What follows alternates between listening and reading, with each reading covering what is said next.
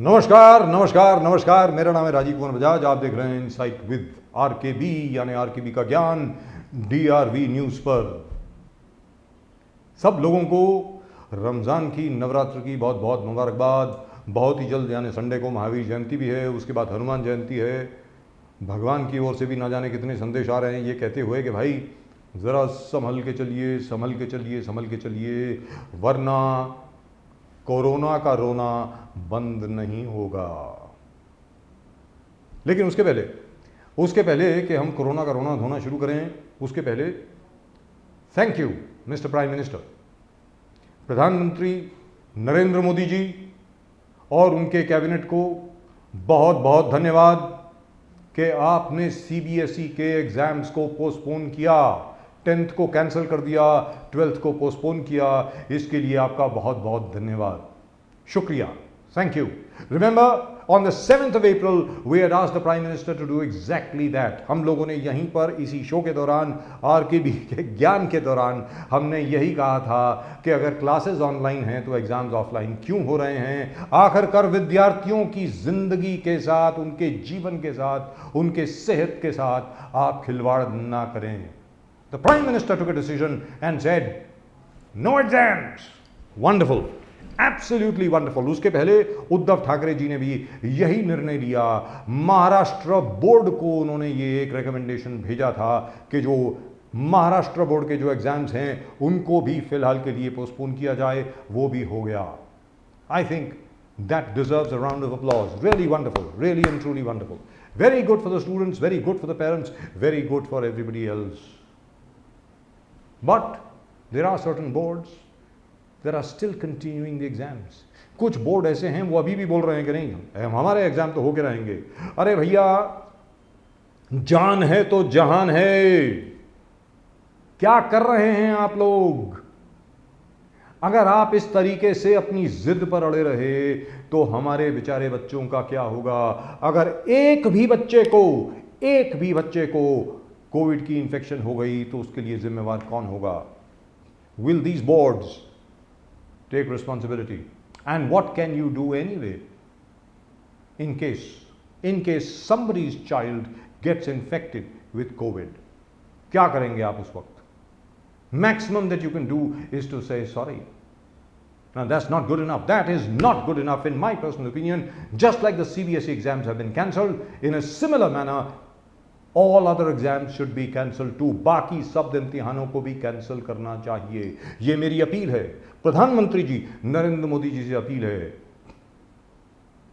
हाँ, मुझे लगता है कि ये अपने आप को बेवकूफ़ बनाने वाली बात होगी कि हम लोगों के प्रोग्राम की वजह से सीबीएसई के एग्जाम कैंसिल हो गए। Untrue, but it was a great decision and thank you very much again mister Modi ji, आपका बहुत बहुत धन्यवाद।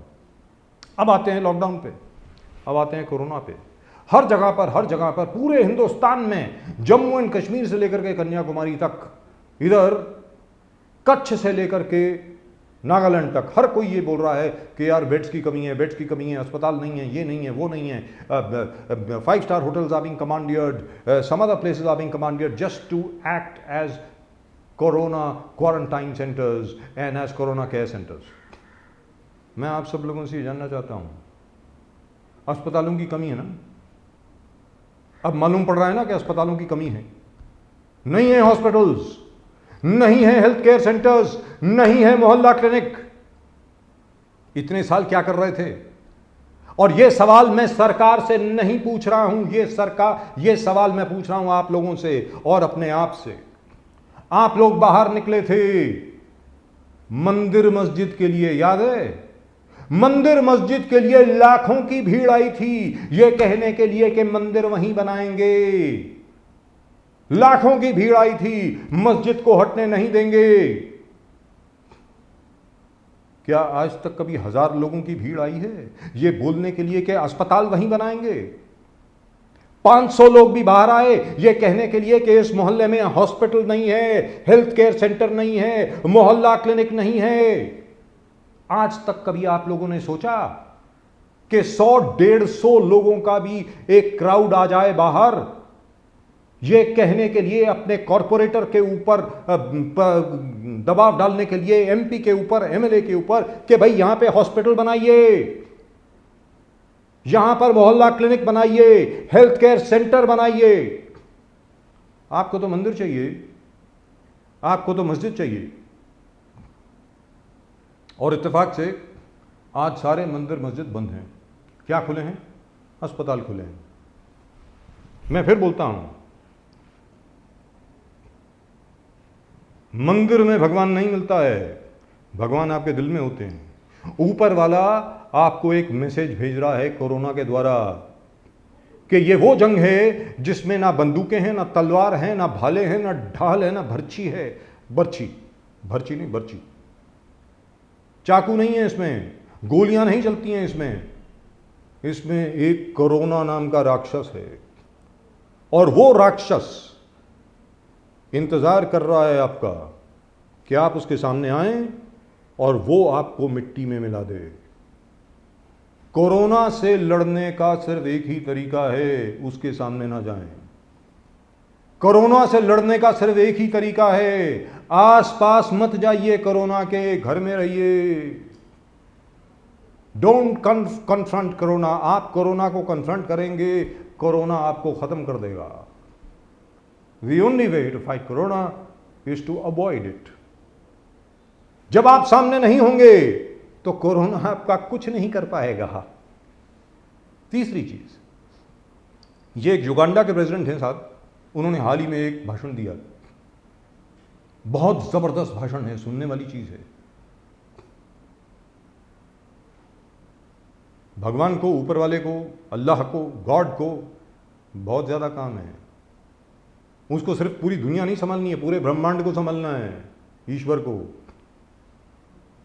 ईश्वर के पास इतना वक्त नहीं है कि कुछ मूर्खों को आकर के यहां पे वो अकल दे कि कुछ गधों की वजह से आज पूरे देश की बर्बादी हो जाए। आज ही हमने देखा क्या कुंभ में हुआ। हरिद्वार में कुंभ चल रहा है, किसी को कोई परवाह नहीं है। लाखों की भीड़ है, हर की पौड़ी में लाखों की भीड़ है, गंगा स्नान कर रही है, नो प्रॉब्लम। ऊपर वाला देखेगा। अरे क्या देखेगा ऊपर वाला यार?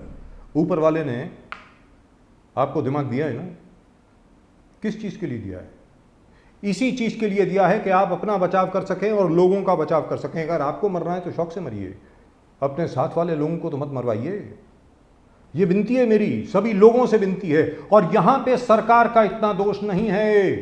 मैं फिर बोलता हूं, आपको कोई वाकया याद है पूरे हिंदुस्तान में 1947 से लेकर के आज तक?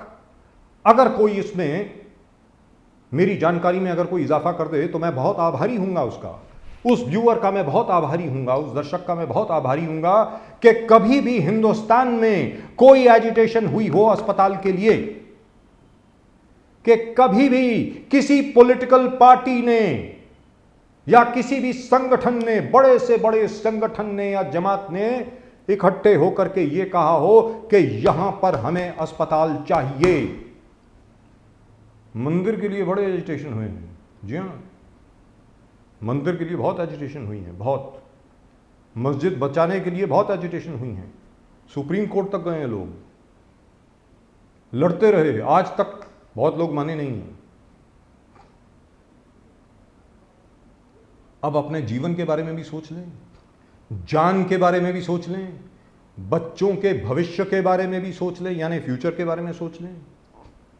अगली बार जब एजुटेशन करें, मेरी तरफ से एक छोटी सी सलाह है, अस्पताल मांगिए,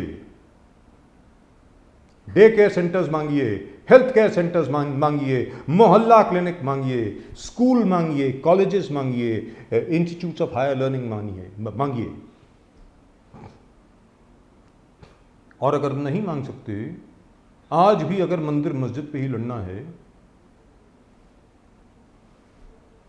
तो आपका भविष्य आपके सामने है। फिलहाल एक बार फिर नवरात्र की बहुत शुभकामनाएं। जय भवानी। माता रानी आप सबको आशीर्वाद दे, सबको अकल दे। रमज़ान की बहुत बहुत मुबारकबाद।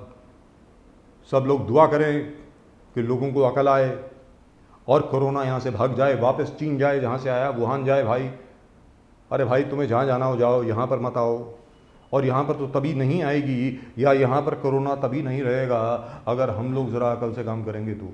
अब ये अकल कहाँ से आएगी? भगवान तो देने वाले नहीं है, भगवान दे चुके हैं आपको। अकल खुद से आएगी आपको।